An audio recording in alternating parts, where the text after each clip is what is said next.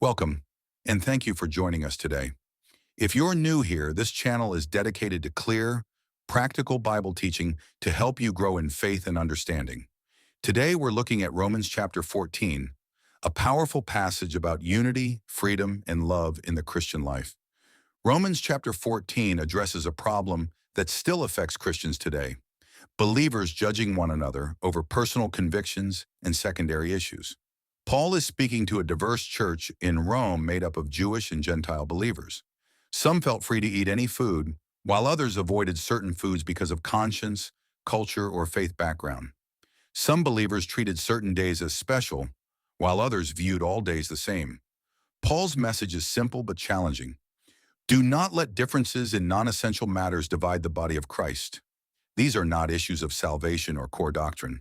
They are personal convictions, and God alone is the judge of his servants. When we judge one another over these things, we place ourselves in a role that belongs to God. Paul explains that each believer should be fully convinced in their own mind.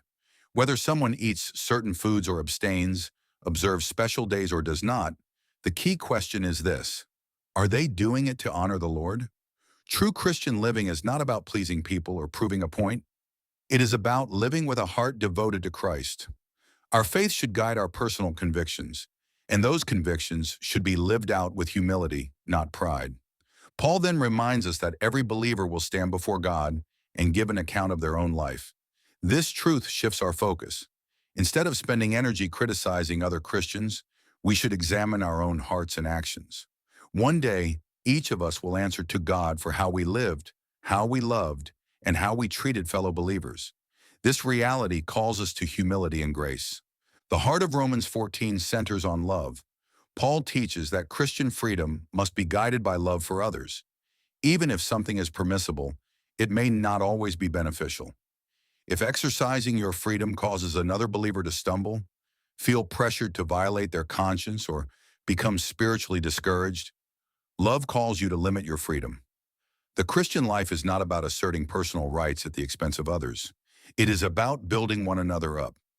Paul makes a powerful statement when he says that the kingdom of God is not about food and drink, but about righteousness, peace, and joy in the Holy Spirit. In other words, God's kingdom is not centered on external rules or personal preferences. It is centered on transformed hearts, peaceful relationships, and spiritual joy that comes from walking with God. When we argue over minor issues, we lose sight of what truly matters in God's eyes. Paul encourages believers to pursue what leads to peace and mutual edification. This means intentionally choosing words and actions that strengthen others in their faith. The goal of Christian community is not to prove who is more spiritually mature, but to help one another grow closer to Christ.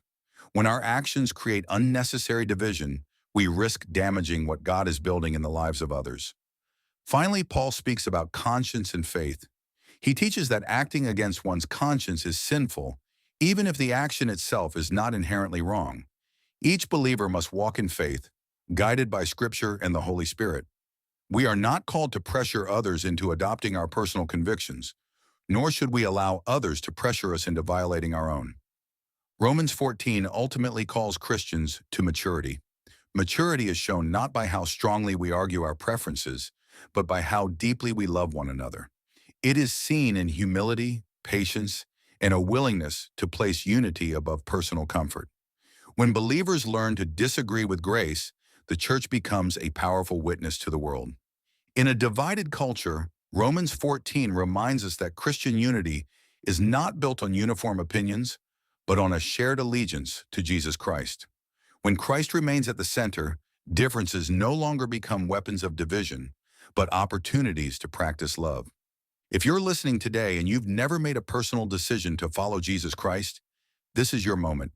The Bible teaches that all of us have fallen short of God's perfect standard, but God loves us so much that he sent his Son, Jesus Christ, to die for our sins and rise again, so that we can have forgiveness and new life. Salvation is not earned by good works. It is a gift of grace received through faith. If you desire to receive Christ today, you can simply speak to God from your heart. You might pray something like this: Lord Jesus, I know that I am a sinner and that I need your forgiveness. I believe you died for my sins and rose again. I turn from my sin and place my trust in you as my Savior and Lord. Please forgive me, make me new, and lead my life from this day forward. Amen. If you prayed that prayer, welcome to the family of God. I encourage you to read your Bible, connect with a Bible teaching church, and continue growing in your relationship with Christ. If this message blessed you, please like this video, subscribe for more Bible teaching, and share it with someone who may need encouragement today.